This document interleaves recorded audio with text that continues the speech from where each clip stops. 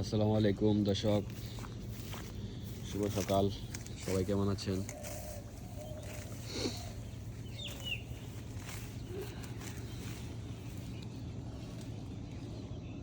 আজকে এখনো কুয়াশা পড়তেছে।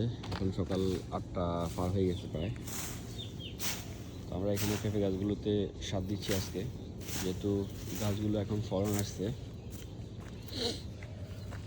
কিন্তু ফুলগুলো বসতেছে না। এই যে দেখেন,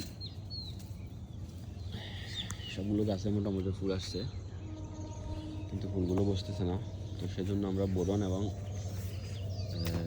লাল সার এবং বোরন দিচ্ছি, পটাশ সার এবং বোরন দিচ্ছি।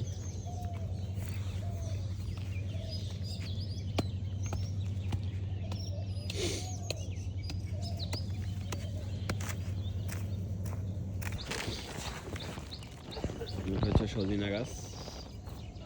এই গাছগুলো এবছর লাগানো, ইনশাআল্লাহ অনেক সুন্দর উঠতেছে।